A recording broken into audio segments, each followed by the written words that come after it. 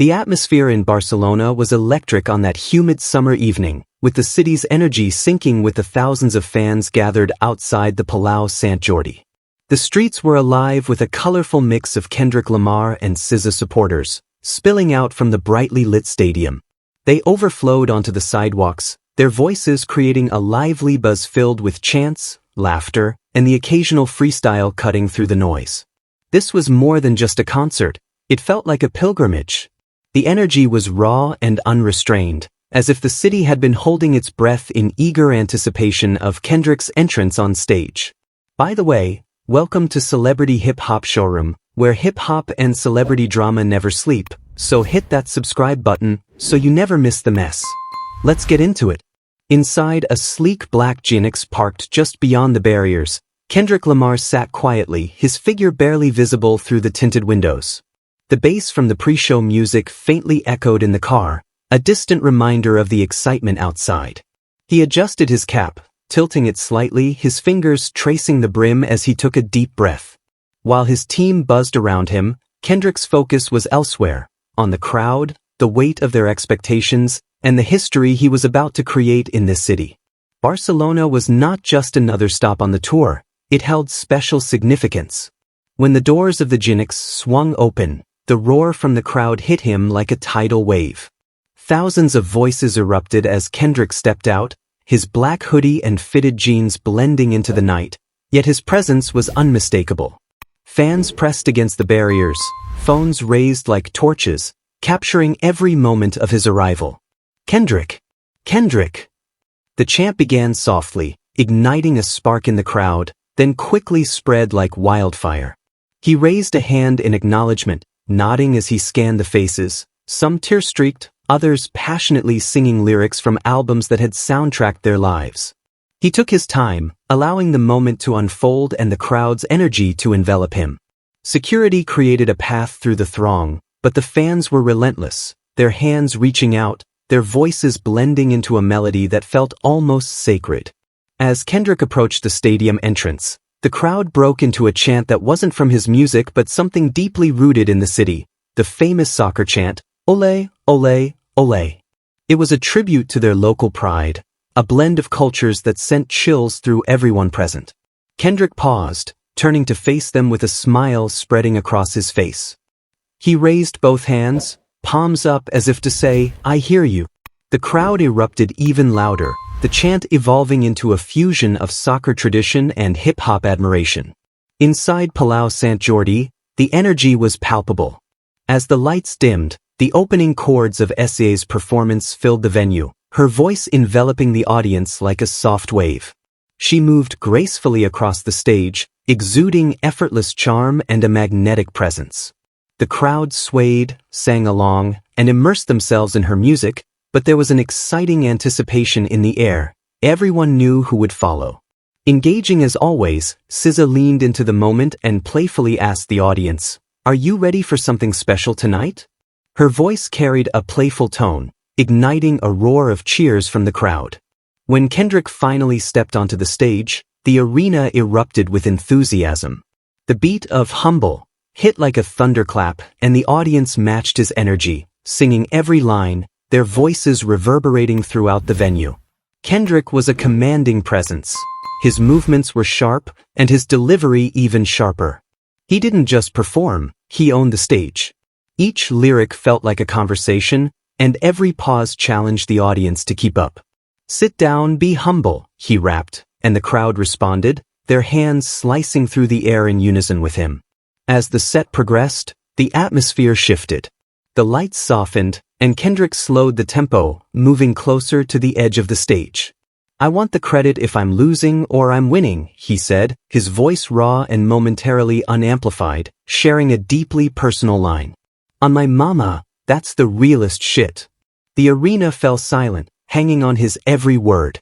It wasn't just a lyric, it was a declaration of his truth, his journey, and his commitment to authenticity. The audience absorbed his message, some nodding, others softly repeating the line to themselves as if it were a mantra they would carry beyond the night. Then came Peekaboo. The heavy, hypnotic beat dropped, and Kendrick transitioned seamlessly into AZ Chike's verse with precision. His flow was relentless, each word cutting through the air, and the crowd mirrored his intensity. A group of fans near the front held up a handmade sign that read "Barcelona loves Kate." He noticed it, pointed in their direction, and that section erupted, their cheers temporarily drowning out the bass. It was a dialogue, not just a performance, Kendrick feeding off the crowd, and they, in turn, feeding off him.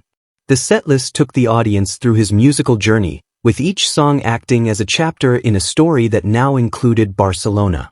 When Gloria began, Kendrick tilted his fitted cap forward, a small but significant gesture for the evening. The crowd responded with enthusiastic cheers as he delved into the song's reflective lyrics. The stage lights cast a golden glow on him, and for a moment, he seemed less like a performer and more like a poet, his words painting vivid pictures of struggle, victory, and redemption. The audience was entranced, their phones down and their focus solely on him. As the performance reached its peak, Kendrick reignited the crowd's energy with Olé. The arena transformed into a sea of raised fists and swaying bodies, with the chorus resounding as a collective affirmation, "We gon' be alright." Strangers embraced, tears were shed, and for those brief moments, the outside world disappeared. It was just Kendrick, the music, and the thousands of souls connected by it. When the last note faded, the audience continued to chant his name, "Kendrick, Kendrick, Kendrick," a rhythmic cheer that seemed endless. He stood at the center of the stage, absorbing the moment, his chest rising and falling as he caught his breath. Then he bowed, and the standing ovation filled the arena. Although the show had concluded, the night was just beginning. Outside, the streets of Barcelona buzzed with the concert's afterglow. Fans streamed out of the stadium, their voices carrying the energy of the performance into the night. A group gathered near the main entrance, harmonizing to "Not Like Us," their voices echoing off the concrete. The catchy tune attracted more fans, creating an atmosphere where it felt like half the city was part of this spontaneous choir. Suddenly, a saxophonist emerged from the crowd. A street musician, caught up in the excitement, joined in, his notes blending with the lyrics as a tribute to the city's spirit. He played "Luther," honoring Kendrick's influences, and the crowd erupted, clapping and dancing as the music carried them into the early hours. The celebration spilled into the bars and cafes lining the streets, where fans shared stories about the night. A young woman in a Kendrick t-shirt recounted her journey from Madrid just for the concert, her voice hoarse from cheering. A local couple discussed their favorite moments. She loved the raw emotion of Gloria, while he preferred the intensity of Peekaboo. Strangers became friends, united by the shared experience of witnessing something extraordinary.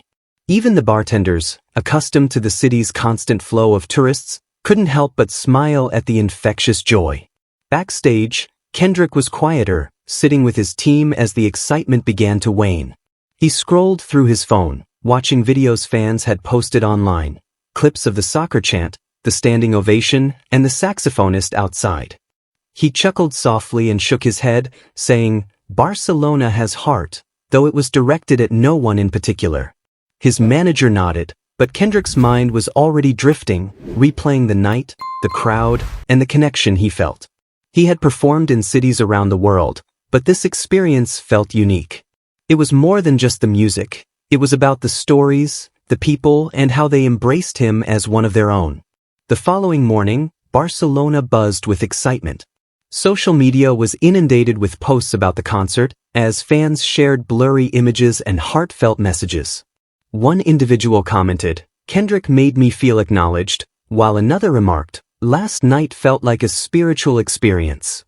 Local news outlets reported on the event, describing it as one of the most thrilling performances the city had ever witnessed. The saxophonist who played outside the venue gained some recognition, with his performance attracting thousands of views online. Even the city's soccer fans, who typically concentrate on their sport, recognized Kendrick's ability to engage a crowd with the same fervor as a winning goal at Camp Nou. For Kendrick, the night in Barcelona reinforced his purpose.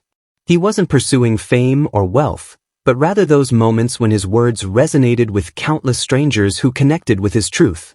He poured out his heart, pain, and triumphs, and in return, the audience responded even more passionately.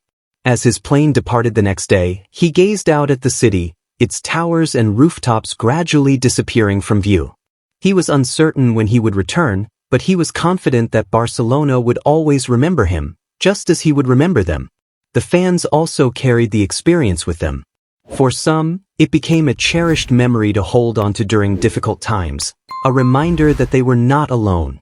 For others, it ignited a desire to pursue their own dreams with the same bravery Kendrick exhibited on stage.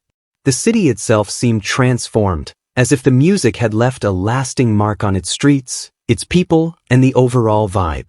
Barcelona had spoken, and its message was one of love, resilience, and unrestrained joy.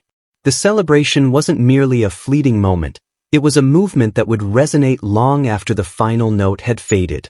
I'd love to hear your thoughts on this situation, so please share your opinions in the comments. Also, don't forget to like, subscribe, and turn on notifications to stay updated on this story.